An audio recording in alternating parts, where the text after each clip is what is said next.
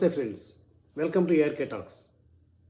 రాజకీయ పరిణతి పెరుగుతుందనుకోవాలా, లేకపోతే వయసు ఆయనలో మెచ్యూరిటీ తెస్తుందనుకోవాలా, లేకపోతే పొలిటికల్ కంపల్షన్స్, పార్టీ పరంగా ఉండే ఒడిదుడుకులు, బాధ్యతలు ఆయన్ని నెమ్మదించాయనుకోవాలో అర్థం కావడం లేదు. మన రాష్ట్ర ఉప ముఖ్యమంత్రి పవన్ కళ్యాణ్ పరిస్థితి చూస్తుంటే, జనసేన పార్టీ అధ్యక్షుడు కూడా అయిన పవన్ కళ్యాణ్ ఒకప్పుడు ఆవేశానికి పర్యాయపదంగా నిలిచేవారు. ఎక్కడన్నా అన్యాయం జరిగితే వెంటనే దాన్ని స్పందించడంతో పాటు బాధితులకు తక్షణ న్యాయం జరగాలని, అందుకు బాధ్యులైన వారికి కఠినంగా శిక్షించాలని ఆవేశపడిపోయేవారు. గొప్పలు అప్పట్లో ఆయన్ను ఈ కారణం వల్ల ఎంతోమంది ఇంత ఆవేశం ఎందుకు, మెచ్యూర్డ్గా బ్యాలెన్స్డ్గా మాట్లాడచ్చు కూడా అనేవారు. అయినప్పటికీ ఆయన తన సహజ శైలిలోనే అలాగే ఆవేశపడేవారు, బాధితులకు తక్షణ న్యాయం కోసం పరితపించేవారు. కానీ గత కొద్ది రోజులుగా, గత కొన్ని నెలలుగా ఆయన పార్టీలోనే, రాష్ట్రంలో కాదు ఆయన పార్టీలోనే జరుగుతున్న పరిణామాల పట్ల పవన్ కళ్యాణ్ వ్యవహరిస్తున్న తీరు చూస్తుంటే ఆయనలో ఒకప్పటి స్పార్క్ ఏమైందో, ఎందుకు ఆయన ఇట్లా నెమ్మదించారో, ఎందుకు ఇట్లా వెనక ముందు ఆడుతున్నారో, బాధితులకు న్యాయం చేకూర్చడానికి, వారికి నష్టం చేకూర్చిన వారిని ఎక్స్ప్లాయిట్ చేసిన వారిపై చర్యలు తీసుకోవడానికి ఎందుకు అట్లా మినమేషాలు లెక్క పెడుతున్నారో అర్థం కావటం లేదు.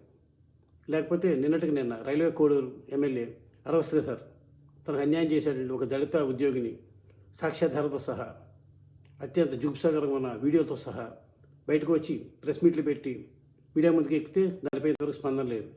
సరికదా దాని మీద త్రిసభ్య కమిటీ ఏర్పాటు చేశారు. విచారణ జరిపి ఆ విచారణ కమిటీ నిజమైన తెలిస్తే కనుక తగిన చర్యలు తీసుకుంటారు శ్రీధర్పై.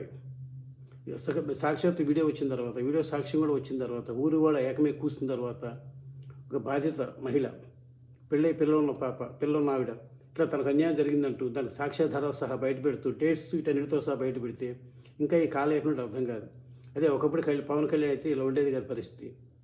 అంతేకాదు, ఈ అరవ శ్రీధర్కు మద్దతుగా జనసేన పార్టీ తరపున ప్రెస్ మీట్ పెట్టాడు ఒక ఆయన పేరు రాయల్ కిరణ్, తిరుపతికి చెందిన జనసేన నేత. ఈయన కూడా పార్టీ అధికారంలోకి వచ్చిన వెంటనే ఈయనపై కూడా ఒక సెక్సువల్ హెరాస్మెంట్ కేసు నమోదైంది. ఒక మహిళను ఉద్యోగం ఇప్పిస్తానని, లేదా వ్యాపారం పెట్టిస్తానని ఇలా రకరకాలు చెప్పి ఆవిడను శారీరకంగా లోపరుచుకోవడంతో పాటు ఆవిడ కోట్లాది రూపాయలు వసూలు చేశాడని చెప్పి ఆవిడ బయటకు వచ్చి బహిరంగంగా మీడియా ముందు ఆక్రోశాన్ని వెలగెక్కారు.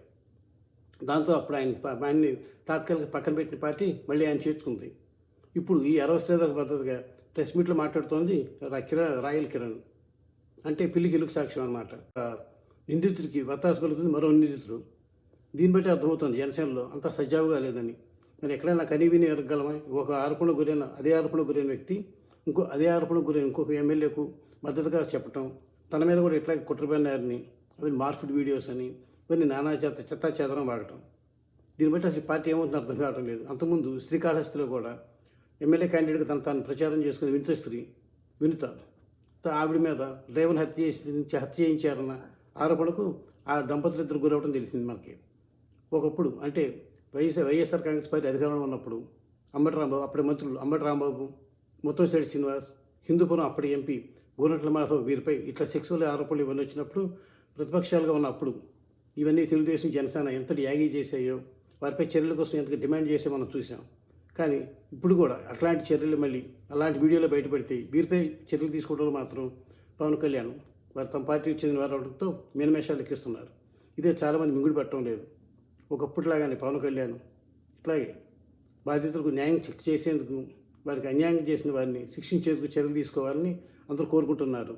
లేని పక్షంలో పవన్ కళ్యాణ్కు మిగిలిన రాజకీయ పార్టీ నాయకులకు ఇక తేడా ఉండబోదు.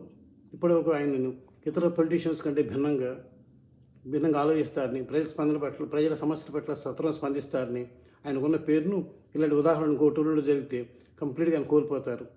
ఇది ఆయనకు మంచిది కాదు, ఆయనపై ఎన్నో ఆశలు పెట్టుకున్న జన సైనికులకు మంచిది కాదు, పైగా రాష్ట్రానికి కూడా మంచిది కాదు.